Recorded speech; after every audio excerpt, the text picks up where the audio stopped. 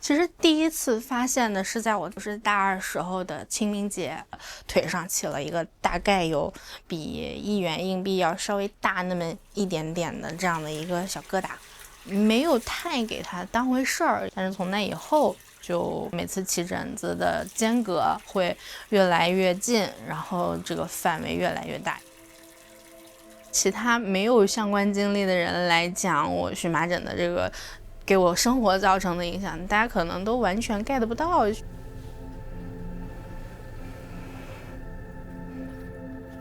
夏天的时候可能也要穿上长袖长裤，然后把我身体裸露的部分给遮住，然后包括要戴口罩。就是我无论怎么着，想尽了任何的办法。我记得哈，各种抗过敏的药，所有我们能够说得上来的那些，我全部都用过，但是没有效果，没有效果。香炉高1.5米的香炉呢，你不好插，你得往里插，不能扔。会对生活，会对我自己，会对我的未来产生一个极大的怀疑，所以也有一段的时间。在使用抗抑郁的药。你看这是什么树？核桃树。你能够着吗？够一把。哎，悄悄的，不要说话。不说。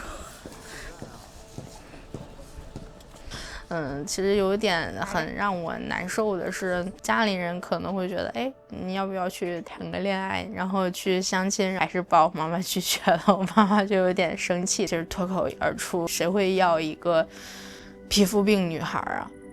像3、4颗一样。这是一颗分出来，那儿还有一个，然后这个好像是一颗，很无心的一句话，但当时，我崩溃了好久。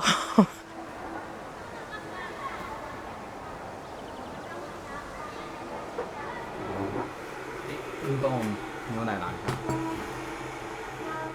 我当时我内心渴望爱情，但是我觉得不会有人喜欢我，所以当时我面对我老公的时候，我觉得我是一种不信任或者说恐惧。谈恋爱要找一个健康人吧，但这一条我都可能就是不满足你的这种要求。你真的想好了吗？我非常的不确定。老公给我了一个很肯定的答复，他说是病嘛，谁没有点什么病呢？治就完了呗。结果我们谈了有1年的恋爱，然后第2年我们就结婚了。我怕我要穿不上。以前这么瘦呢？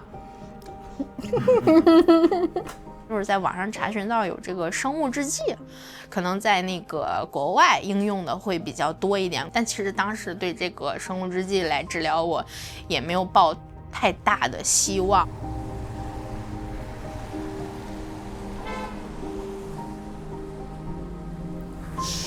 对，很好，10次。我的病真的得到了一个有效的控制。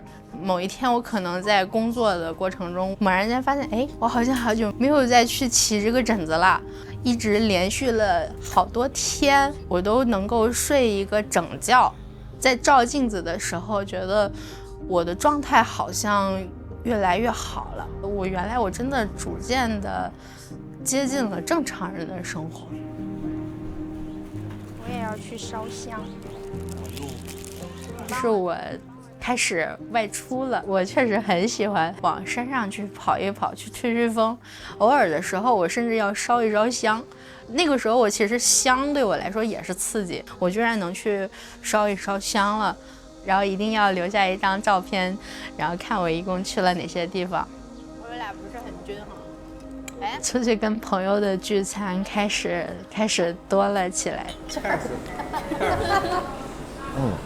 有氧是最减脂的，对吗？对，因为脂肪的燃烧呢，它最主要是通过呼吸。直，来，直100，1、2，1、2，哎，很好，继续，1、2，1、2，使点劲儿，继续，1、2，再来。大全很累，大家很累。还可以的，能够分泌你的多巴胺，让你更快乐、开心一些。很机缘巧合的，在跟我大伯去他对抗肝癌的过程中，我了解到很多癌症人的群体，然后上班族到自己独立去创业这样子，帮助医生去做这种科普性质的内容的宣传与策划。我来了。Hello。这个疾病可能跟我的荨麻疹一样，认知不够。真的想去控制一个复杂的疾病的时候，很关键的一个问题是信息差。我们是在帮助大家与生命赛跑。比较好的地方，我们能把。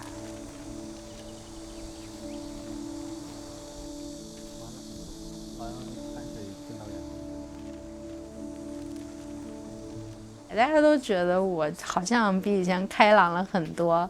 我人生里面第一次爷爷给我买了一只风筝，一只蓝色的蝴蝶的风筝。我就喜欢放着风筝在我爷爷家的前面的那片田野里边去疯跑，那是我珍藏在我内心深处的这样的一个美好的记忆。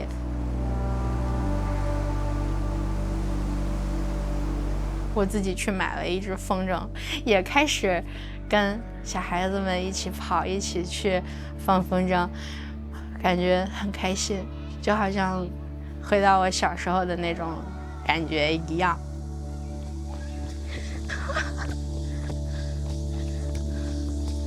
中间，他这个缠住了。